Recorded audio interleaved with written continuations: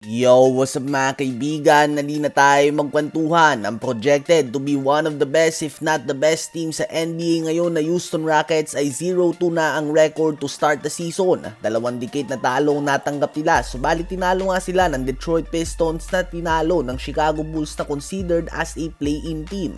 So ano ba ang problema ng Houston Rockets? Una ay ang pagkukulang ng natural point guard. Si Amen Thompson at Reed Sheppard ay hindi mga natural point guard. Hindi sila mga pass-first type of players. Kapag pressure mo nga sila, ang kanilang tendency ay ang umatake o mag-take ng mga tough shots imbes na hanapin ng open teammate. Dito pala nga ay may mali na kung silang magpapatakbo ng iyong opensa. Subalit pangalawa na problema sa opensa nila ay si Alperen Sengun at kung saan siya pumupwesto.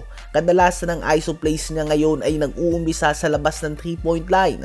Kung puposte ka nga sa labas ng 3-point line ay nagsasayang ka ng 4 or 5 seconds para lang makapasok sa low post area. Sa first 3 or 4 dribbles din niya ay hindi siya magkocommand ng double team dahil alam naman ng lahat na hindi siya titira ng fadeaway sa 3-point line o high post.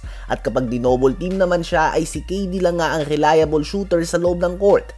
At madalas mangyari ang pag-ISO ni Sengun mula sa labas ng 3-point line dahil wala silang point guard na komportable na ipasa ang bola sa kanya sa mga tight spaces sa pinta. Siya nga ang best playmaker ng team, subalit siya din ang nag-ISO palagi. So ang tendency ay hindi umiikot ang opensa at sumisikip ang sahig dahil sa kakulangan ng shooting.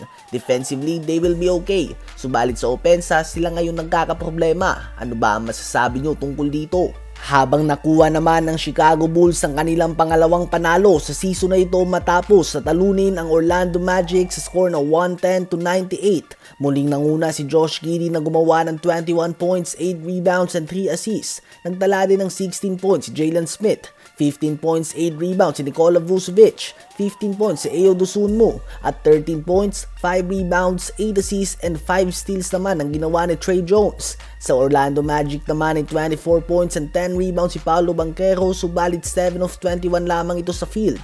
Sa first 3 games nga ng Magic ay so far underwhelming ang performance sa pinapakita ni Banchero. Inaasahan sa kanya ang superstar jump ng madami matapos sa magpakita ng malaking improvement last season. Subalit mas bumaba lang nga ang kanyang produksyon sa unang 3 laro ng season na ito kaya naman medyo dismayado ang kanyang mga tagahanga. Habang reigning MVP Shai Gilgeous-Alexander ay gumawa ng 30 points, 4 rebounds and 5 assists on a very efficient 12 of 17 shooting sa field sa loob lamang ng 28 minutes of playing time. Pinangunahan niya nga ang OKC Thunder sa pangatlong sunod na panalo nito. Tinambakan nila ang Atlanta Hawks at pinaabot sa mahigit 25 ang tambak na ito. Sinundan din siya ni Chet Holmgren na nagtala din ng 31 points, 12 rebounds and 3 steals on 6 of 8 shooting sa 3-point line. Si SGA ay may average ng 40 points, 6 rebounds and 5 assists per game sa season na ito.